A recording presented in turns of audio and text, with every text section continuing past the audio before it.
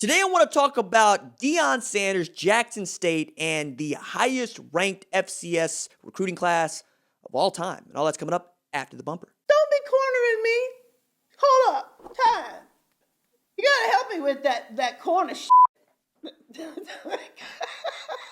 What's up, kid folk? It's RJ Young. I am not on a step mill. Consider hitting the like and subscribe button because I upload a video every single day. It's always college football related, sports related. We have a good time. Today, I want to talk about Deion Sanders, who has now put together the kind of roster that we expect to win an FCS national title. Better win the SWAC title going away. Jackson State's season begins against Edwards Waters on February 21st. That is a Sunday. It is also 21, right? Deion Sanders. Number 21. We can go there. But on top of, right, all of these first, we have Deion Sanders putting together the number one ranked class in the FCS and the all-time highest ranked class at an HBCU, period, right? And I believe this needs to be taken with some level of salt, right? Because back in the day, you couldn't tell me that Jackson State did not already have a very highly ranked recruiting class. Take a look at Billy Nix and Prairie View A&M. Look at our rosters from the 60s, 50s through the 60s. Tell me who you would have selected today at an HBCU over those dudes. Tell me about Eddie Robinson's Grambling State University in the 60s and Shaq Harris. Because, we take into account what some of these dudes accomplished at FAMU, Bob Hayes, stand up. Take into account what some of them accomplished at Bethune-Cookman, Southern, Texas Southern, Wiley. Keep going there. You got to put it into context, right? It's essentially a bunch of Deion Sanderses that came through HBCUs from the 40s through to about 1970, black college football's heyday. So I want that in there. I want that grain in there so you understand sweetness. Walter Payton went to Jackson State. You know, the only dude that might compare who's come out in the last 20 years to any of those dudes at an HBCU is Darius Leonard at South Carolina State.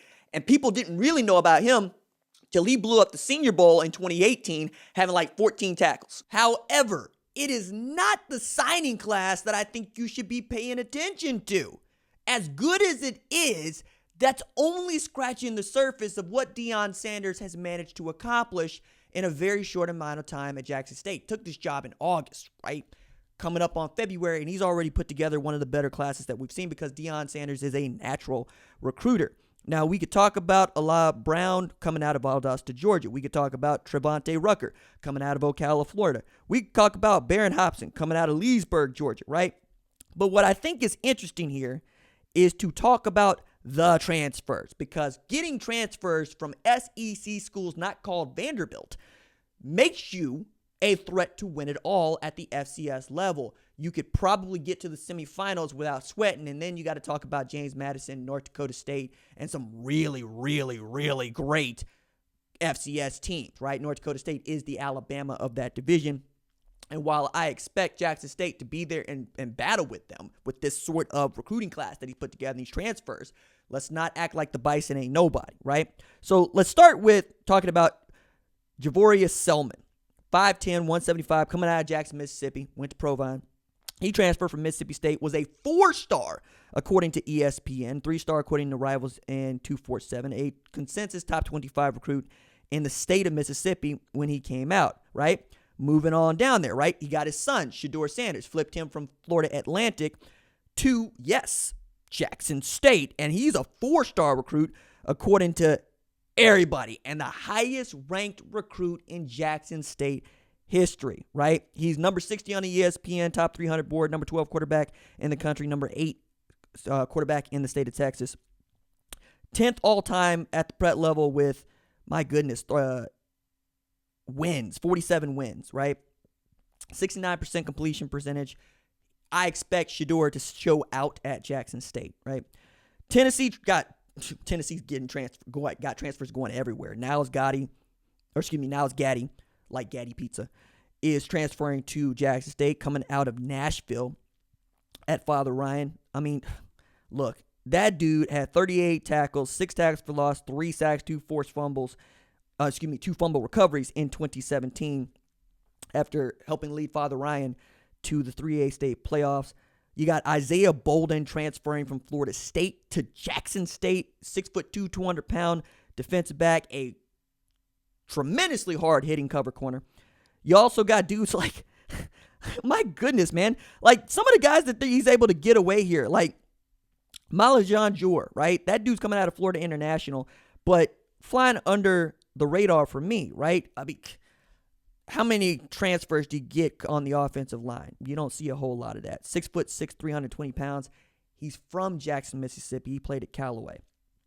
Take it on down for Abdul Malik McClain, who transferred from USC, right? USC to Jackson State. Tremendous pickup for them there. I mean, this is a guy who appeared in 2 games in 2018 against Cal and Notre Dame and redshirted after that. Many of y'all thought I was talking about South Carolina. Well, he got one of them coming there from there too, right? Got a Missouri transfer, another offensive lineman in Dylan Spencer, who comes out of Madison, Mississippi. He's transferring after being a 3-star according to 247 Sports and the number 31 prospect in the state of Mississippi that year. He's got Aubrey Miller Jr., linebacker, 6'2", coming out of Memphis and Whitehaven. He's transferring from Missouri. He's a 4-star prospect. Shiloh Sanders, there's the South Carolina transfer. Another son of Dion who has decided to play for his dad. The big one, though, the one that I'm sure everybody who was listening to this is waiting on me to mention, is Dejon Warren. 6 foot, 185, come out of Scranton, Pennsylvania, went to Lackawanna Community College, but was the number 1 rated player in junior college, period, right? Held offers from 35 programs, including Tennessee, Florida, Maryland, Oklahoma, Penn State, Alabama, and Georgia. Base got flipped from Georgia to Jackson State, which nobody's ever heard of in any era, right? Period. Just doesn't happen. One, because Georgia wasn't taking black dudes, at the time Jackson State was destroying people. And 2, because by the time Georgia was taking black dudes, Jackson State wasn't very good for reasons of integration, right? But that's the one that people remember. That's the one that people are going to hold on to. That is going to be the player that we all watch, because in selling the kids on Jackson State, you are selling to them that you can get them to the NFL.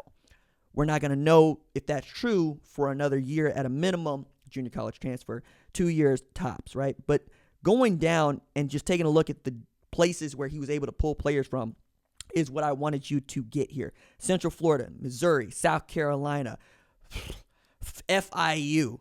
You're getting a flip commitment from Georgia, and you are putting together the kind of class that ought to go and compete right away and really give not just the SWAC, but the FCS at large a run for its money. We'll see what it looks like. I'd like to get down there and take it in and see what we're doing, but we'll have to wait and see on that. All right. Also, shout to those of y'all that were asking for this video. I'm not sure that a whole bunch of people are going to watch it, but it's here for you. Doses.